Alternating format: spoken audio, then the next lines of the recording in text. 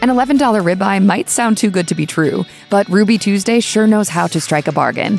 It just might come at the expense of their employees. Getting your veggie intake is easy peasy thanks to Ruby Tuesday's salad bar, but if you wish to nourish yourself with clean greens, then the sit-down chain is going to disappoint. While Ruby Tuesday supplies its garden bar with farm-fresh produce, none of it can be considered organic. The franchise doesn't hide this fact. If anything, it's been more than transparent. Former CEO J.J. Butekin remarked in 2015, "We are pretty focused on food quality, but not necessarily, at this point, on local organic." Although a study by the USDA Economic Research Service suggests that the price premium on organic products has mellowed out in recent years, it still costs a lot out of pocket. According to the USDA, vegetables that are organic can't be grown or manufactured using synthetics or procedures that cause ecological harm. The process is more specialized and requires more work to fulfill the demand, and the bounty accumulated at the end is far smaller than the industry norm, thus resulting in an increased sticker price. The former CEO didn't rule out the possibility of Ruby Tuesday ever going green. Rather, he noted that the chain would keep the potential in mind and wait to see if the trend would stick around. Since organic food doesn't appear to be going anywhere, we can safely assume Ruby Tuesday has chosen to prioritize frugality over procuring spinach grown without GMOs. Much of Ruby Tuesday's menu can stay relatively affordable because the sides are just plain cheap. Just looking at its menu online, you'll notice that none of them require extravagant seasonings or complicated cooking techniques, and the ingredients themselves are frugal to obtain. For example, zucchini costs $1 to $2 by the pound on average, according to the U.S. Department of Agriculture. Rice for the chain's rice pilaf side is a whopping 82 cents per pound. And it's convenient that mashed spuds complement a steak dinner so swimmingly because potatoes are also easy to buy in bulk, averaging at 78 cents a pound. If you remain skeptical of the economical properties found in a Ruby Tuesday accompaniment, heed the words of this anonymous employee who once provided Daily Press with the recipe for the chain's potato salad. Essentially, the ingredients consisted of cheap kitchen staples: russet potatoes, green pepper, bacon, and chopped onion. Same thing for the dressing, which allegedly mixes humble components including celery salt, mustard, pepper, and classic mayo. By maintaining a low-maintenance approach to the garnishes, Ruby Tuesday can focus its dollars on the entrees that compose the main attraction of any sit-down meal. The meat, so to speak, is what people come for, so keeping the side dishes affordable allows for excess in other places.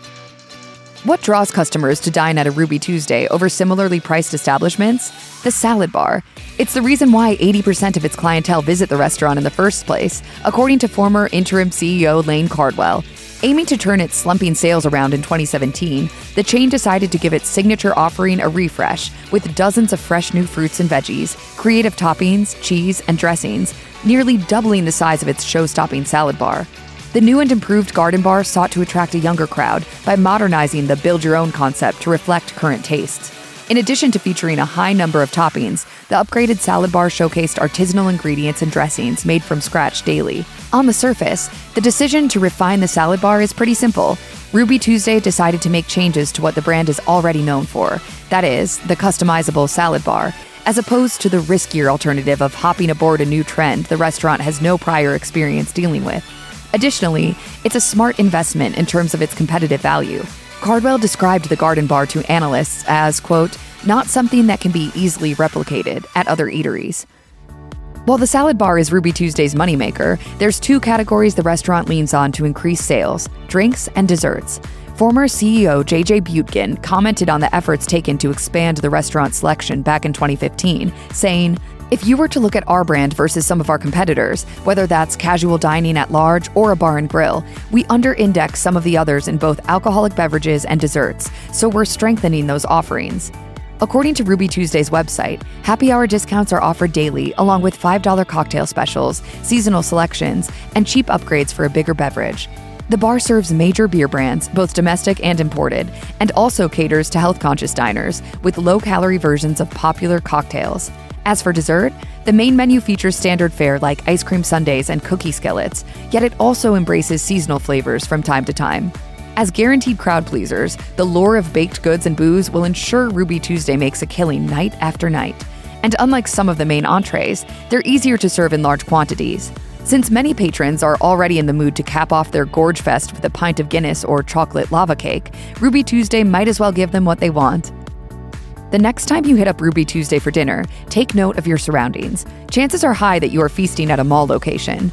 Operating in shared lots was a strategy Ruby Tuesday implemented in the 1990s to offset the real estate costs that come with standalone facilities. And this remains true even in the face of fewer locations standing today.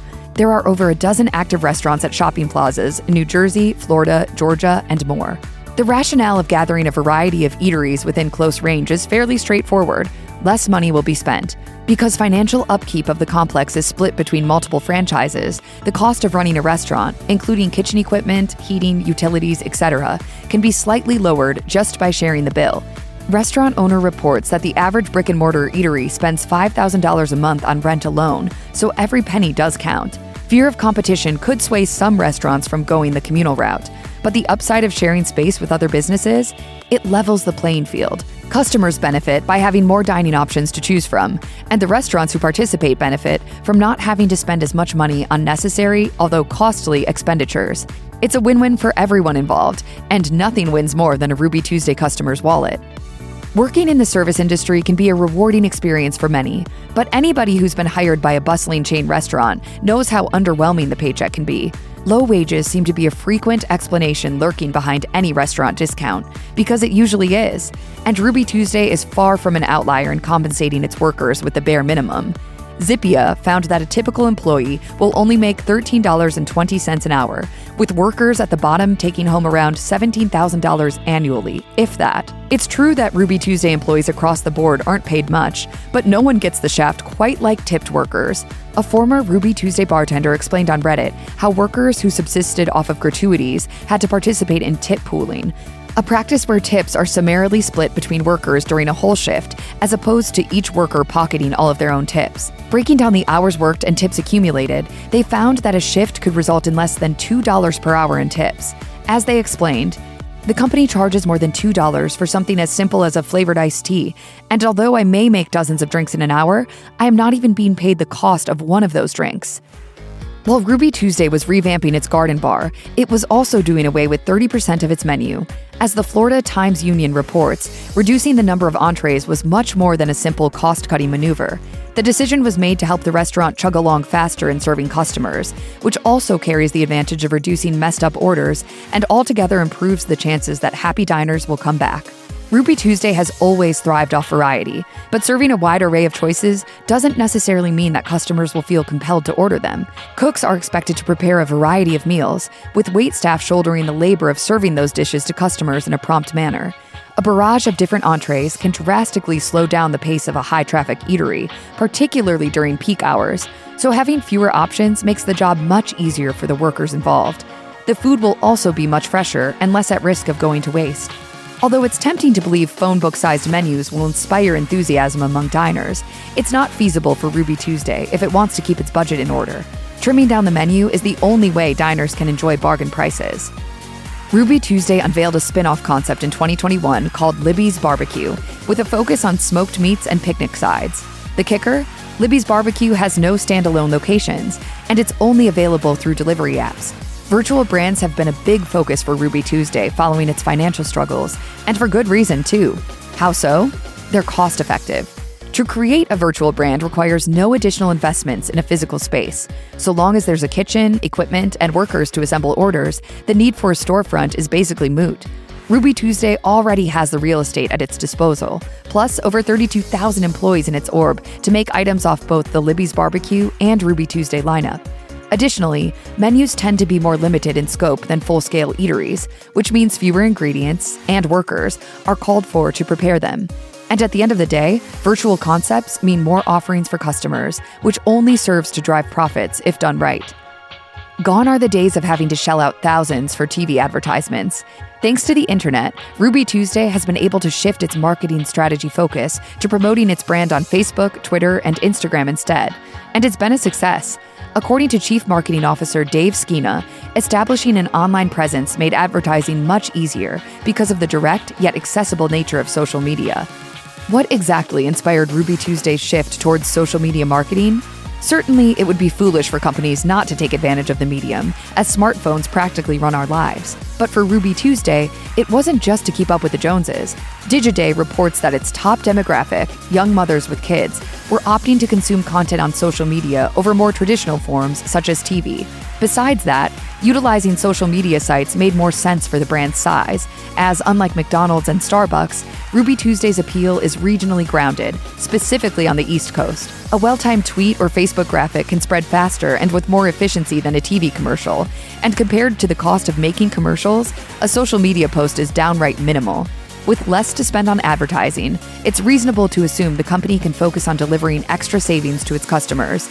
And at the end of the day, more people will find out about Ruby Tuesday's jaw-dropping discounts, and it will have cost barely anything to accomplish. It's something Ruby Tuesday does well.